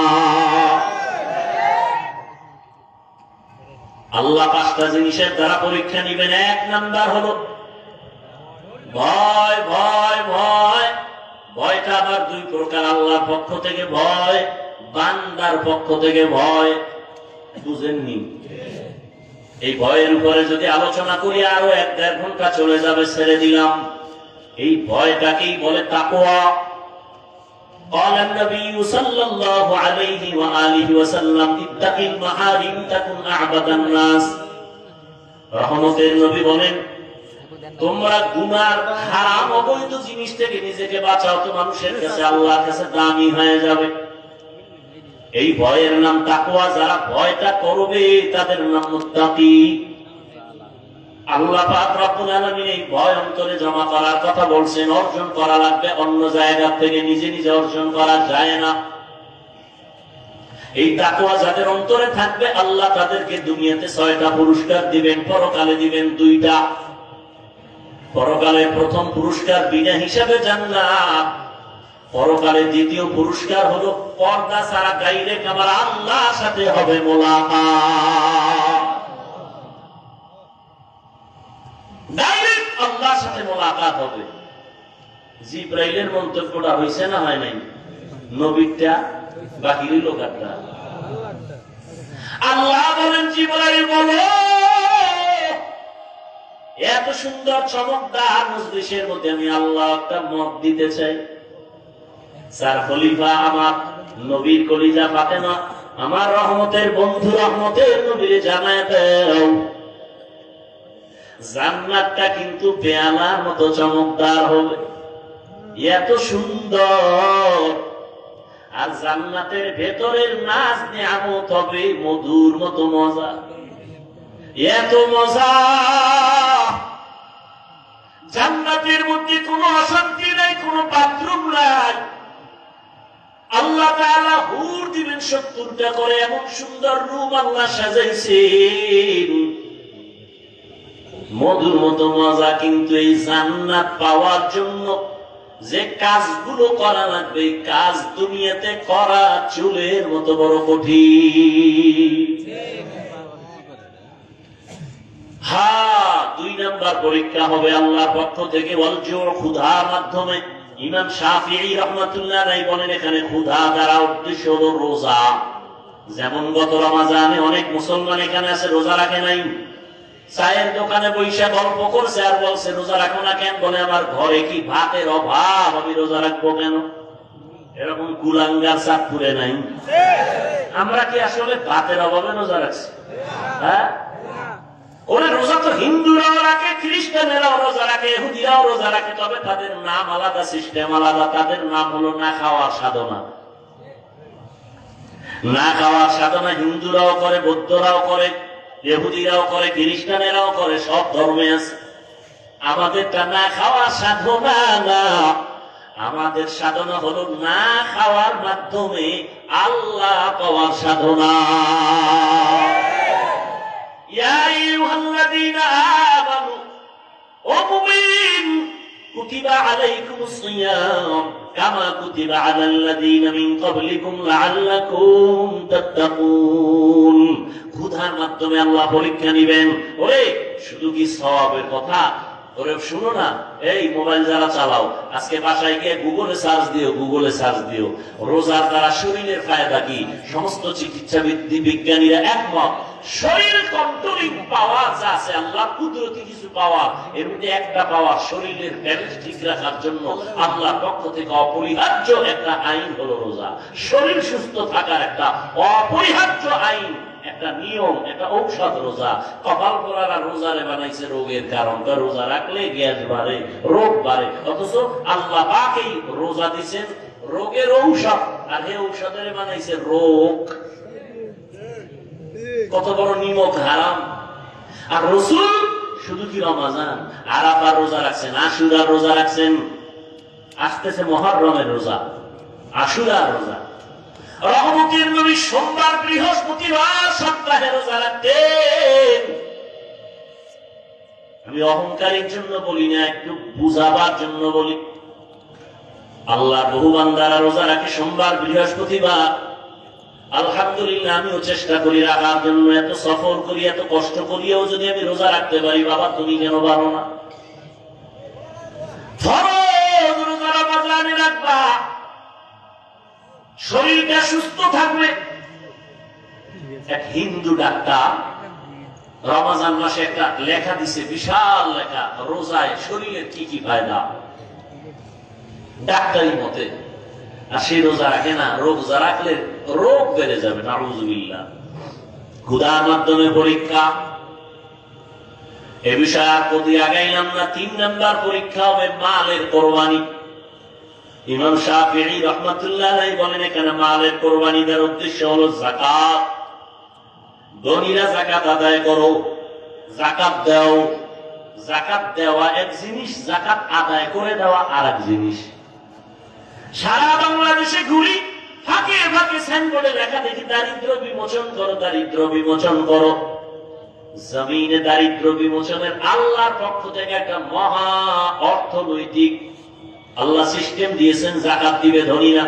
আমি তো আল্লাহর কসম করে বলি, আল্লাহর আইনে ধনীরা যদি পাই পাই করে হিসাব করে গরিবের যাকাত দেয়, এ জমিনে দারিদ্র বিমোচন হয়ে যাবে। সঠিকভাবে যাকাত দেওয়া হয় না, এ বিষয়ে রমজানে অনেক বয়ান করেছি। যাকাত গরিবেরা কয়টা আমগো কোনো টেনশন নেই, আমাদের মালও নেই, পরীক্ষাও নেই। না, তোমাকে আর একটা পরীক্ষা, জানের কোরবানি। ধনীরা দিবে মালের কোরবানি মাদ্রাসা করার জন্য। আমার ভাইরা কেউ 1 লাখ, কেউ 2 লাখ, কেউ 50,000 ধনী মানুষ দিয়ে দিলেন। কিন্তু এখন ঘর উঠানো লাগবে, মাটি কাটা লাগবে, ইট দিয়ে গাঁথনি দেওয়া লাগবে। এটা ধনী পারবে না, তাই গরিব তোমরা এই খাটনি দাও, জানের কোরবানি দাও। মালের কোরবানি দিলাম আমরা, জানের কোরবানি দাও তোমরা। আল্লাহ সমাজটাকে ব্যালেন্স করে দিয়েছেন, জানের কোরবানি। ইসমাইল নবী জানের কোরবানি দিতে বাবা চুরির নিচে শুয়ে পড়ছেন। মালের কোরবানি হাজী সাহেবরা বাইতুল্লাহ যায়, জানের কোরবানি, মালের কোরবানি। নামাজে দাঁড়াও বান্দা, এখানে মালও লাগে, জানও লাগে। ইবাদতে মালি, ইবাদতে বদনি। ও বান্দা, তুমি আল্লাহর দেওয়া জিনিস আল্লাহর পথে ব্যয় করো, কোরবান করো। ইন্না সালাতি ওয়া নুসুকি ওয়া মাহইয়ায়া ওয়া মামাতি লিল্লাহি রাব্বিল আলামিন। 5 নাম্বার পরীক্ষা হলো ফলের মাধ্যমে, আস-সামারাত। ইমাম শাফিঈ রাহমাতুল্লাহ আলাইহি বলেন, এখানে ফল দ্বারা উদ্দেশ্য হলো সন্তান। কারণ জমিনে যত মা আছে, মা, কোরআন শরীফে আল্লাহ তাদেরকে বলছে এরা ফসল উৎপাদনের ক্ষেত, আর ওই ক্ষেতের ফসল হলো সন্তান। ফসল সন্তান। আল্লাহ ফলের পরীক্ষা নিবেন। সন্তান আল্লাহ কাউকে দিবেন না, এটাও পরীক্ষা। কাউকে দিবেন, এটাও পরীক্ষা। আবার কাউকে দিয়া নিয়ে যাবেন, এটাও পরীক্ষা। সন্তান দেওয়ার ক্ষমতা আল্লাহর, নেওয়ার ক্ষমতাও আল্লাহ। ছেলে দেয় আল্লাহ, মেয়ে দেয় আল্লাহ, ঠিক নেই? আল্লাহ পরীক্ষা করেন। লিল্লাহি মুলকুস সামাওয়াতি ওয়াল আরদ ইয়াহাবু লিমান ইয়াশাউ ইনাসাও ওয়া ইয়াহাবু লিমান ইয়াশাউ যুকুর আও ইউযাওবিজুহুম যুকরানান ওয়া ইনাসা ওয়া ইয়াজআলু মান ইয়াশাউ আকিমা ইন্নাহু আলীমুন কাদির। আল্লাহ বলেন, আসমান জমিনের চাবিকাঠি ক্ষমতা আমার হাতে। আমি আল্লাহ কাউকে ছেলে দেই, কাউকে মেয়ে দেই, কাউকে দোনোটা দেই, কাউকে কোনোটাই দেই না। পরীক্ষা কার? ছেলে সন্তানকে দেন, আল্লাহ দিয়ে নিয়ে যান।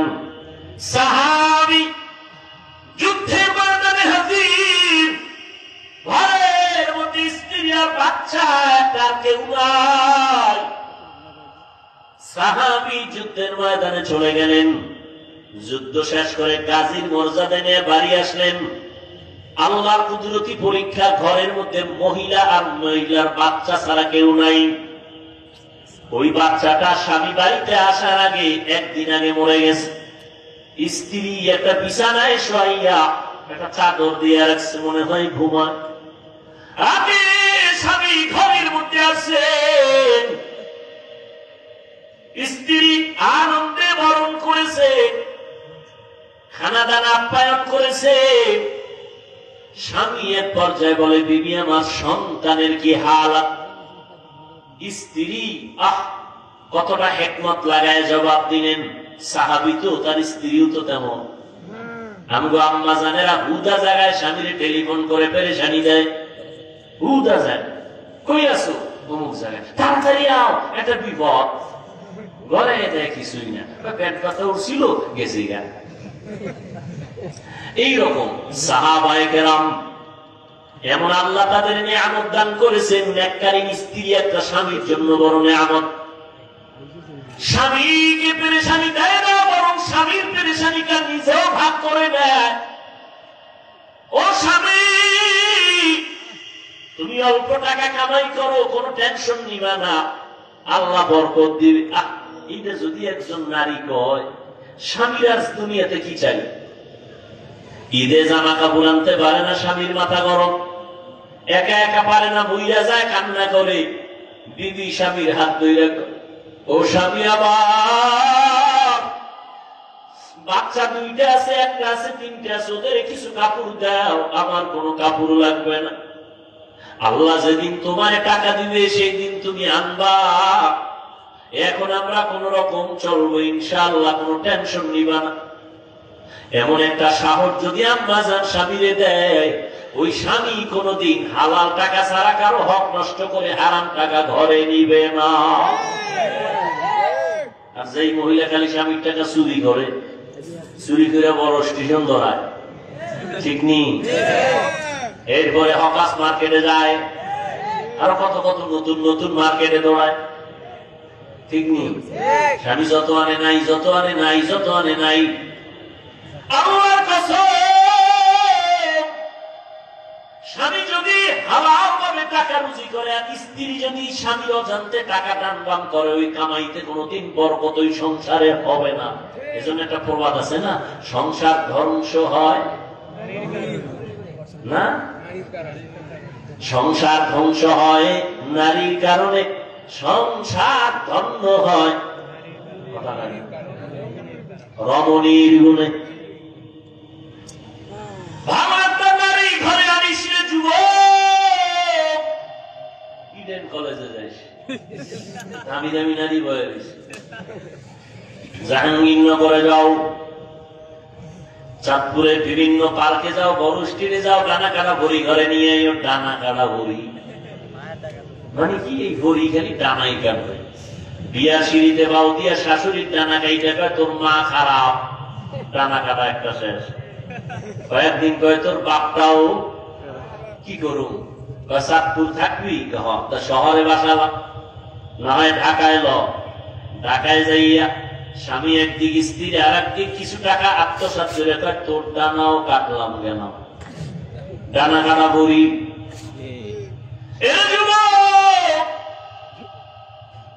জীবনটা নষ্ট করিস না রে যুবক, চরিত্র অমূল্য সম্পদ। ভালো একটা নারী ঘরে নি, দুনিয়াতে জান্নাতের ঘেরান নাকে পাইয়া কবরে যাবি। আল্লাহ সবাই রে কবুল করুন। বুড়ারা কি আর একটা করবেন কি বুঝে আমি কইলি খায় চলে, এখান দুই বিয়ার সমানে আম দুই বিয়ার ওয়াজ চলে না, বেশি বিয়ে করো, বেশি বিয়ে কর। হ্যাঁ, দুই বিয়ে করে শান্তিতে আছে। 1 কোটি মানুষের মধ্যে একজন পাবেন কিনা সন্দেহ।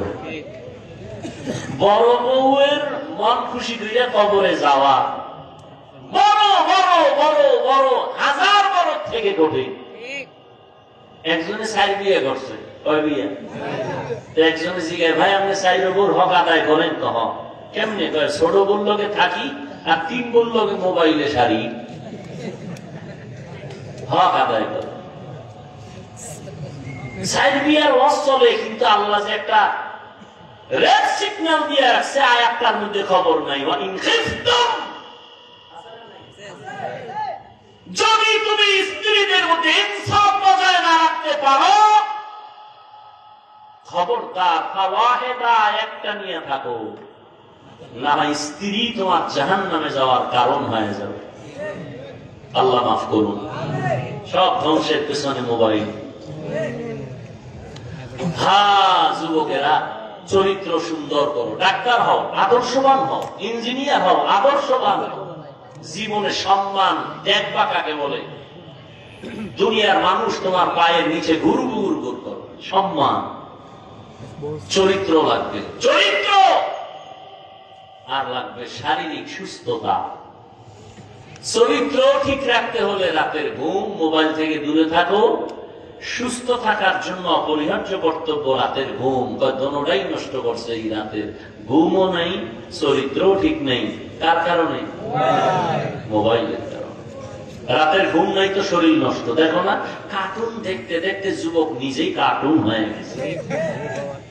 চেহারার মধ্যে কোন উজ্জ্বলতা নাই, তাকাইলে মায়া লাগে না। মাত্র 25, 26, 27 বছর বয়স যুবকের চেহারা ভাল্লুকের মতো, চুলগুলো উল্লুকের মতো, কবিরা গুলা করে সারা রাত। আর এখন নতুন মরণের আর এক ফাঁদের নাম বাইক।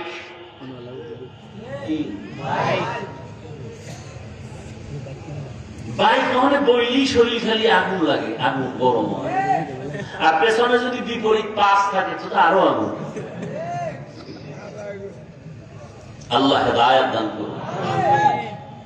আবার দুইটা অবস্থায় ট্রাকের তলে নাই, একসাথে দুইজন 11 জন। আহা, আল্লাহ হেদায়েত দান করুন।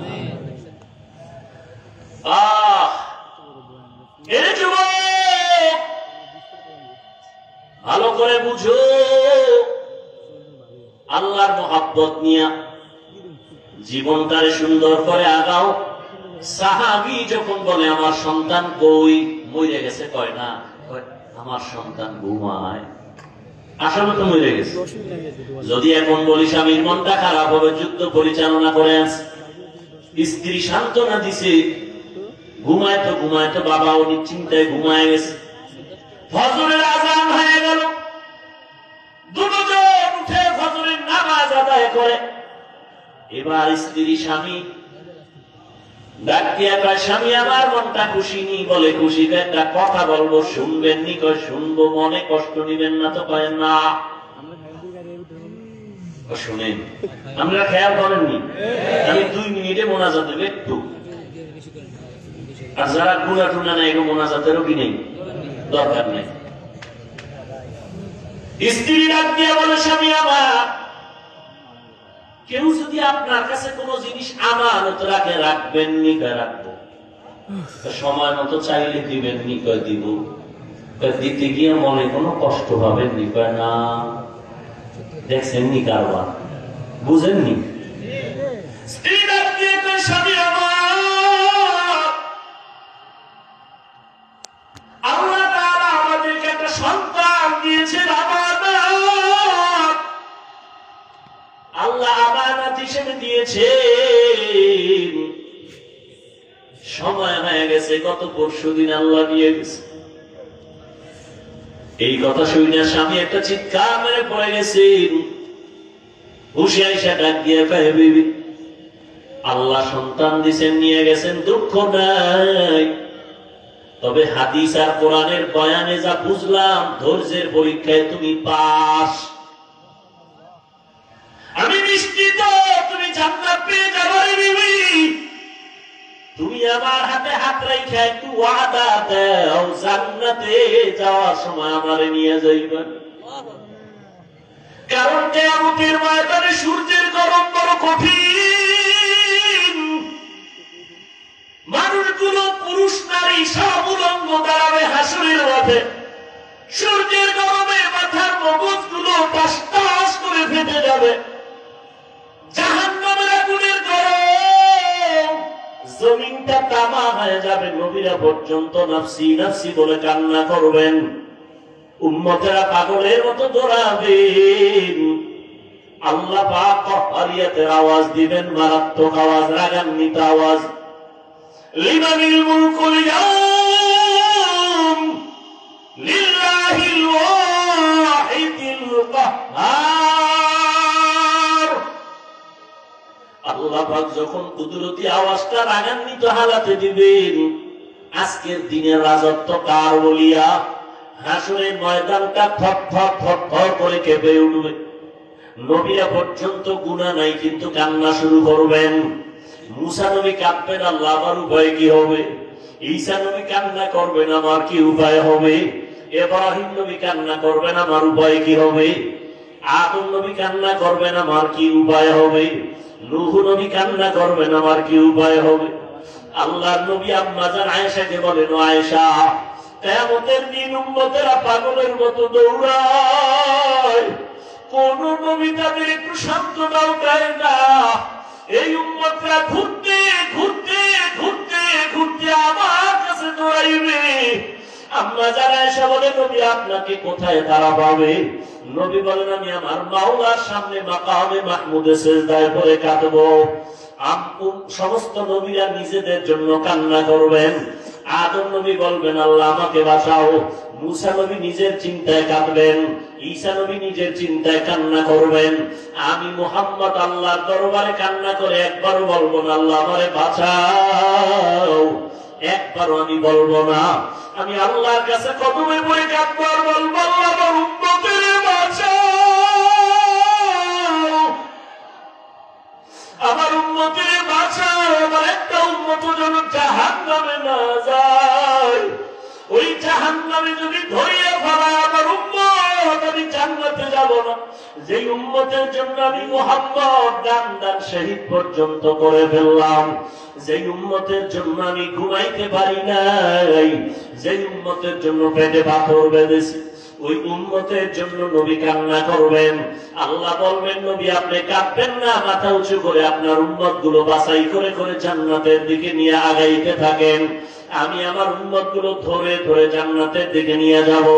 আম্মা জান আয়েশা রাদিয়াল্লাহু আনহা বলেন, নবী কোটি কোটি কোটি কোটি হাজার কোটি মানুষের ভিতর আপনার উম্মত চিনবেন কি করে?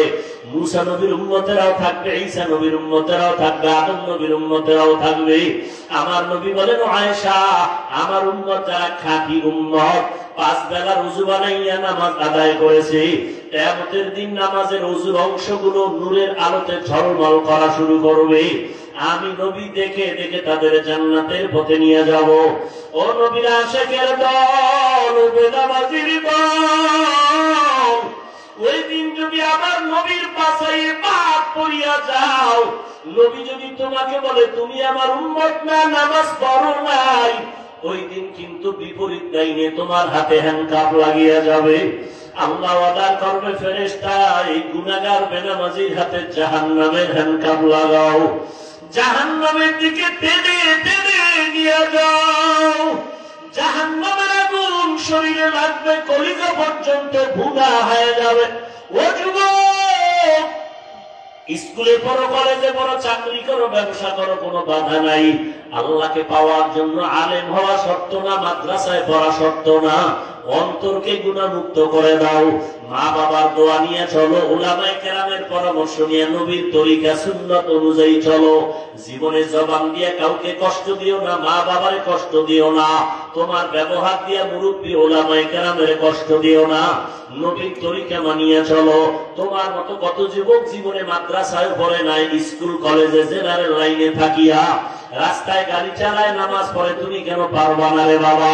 তোমার মতো যুবক তাকায় দেখো, দোকানদারি করে, ব্যবসা করে, চাকরি করে, নামাজ ছাড়ে না, তুমি কেন পারবা না? ও বাবারা, বুড়ারা, আপনাদের মতো কত বুড়া মুরব্বীরা মসজিদে গিয়া 5 বেলার নামাজ পড়ে, আপনারা কেন পারবেন না?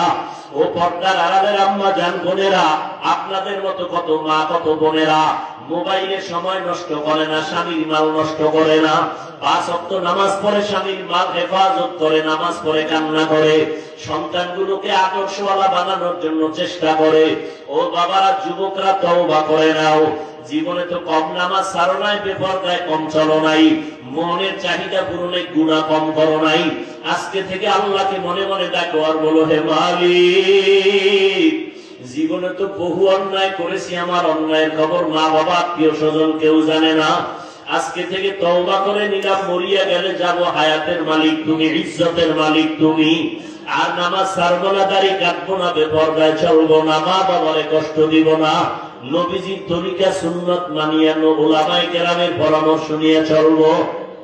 তওবা করার যদি অন্তর তৈরি হয়, মুনাফিকি না থাকে, তওবার খাঁটি নিয়ত যদি থাকে, দুটো হাত আমার আল্লাহকে দেখায় দাও। আয় আল্লাহ, হাতগুলো কবুল করে নেন, তওবা কবুল করে নেন। আয় আল্লাহ, আমাদের তওবার উপরে মজবুত হইয়া চলার তৌফিক দান করেন, আমিন। আলহামদুলিল্লাহি রাব্বিল আলামিন, والصلاة والسلام على سيد الأنبياء والمرسلين وعلى آله وأصحابه أجمعين. يا أرحم الراحمين، يا أرحم الراحمين، يا أرحم الراحمين، رب ارحمهما كما ربياني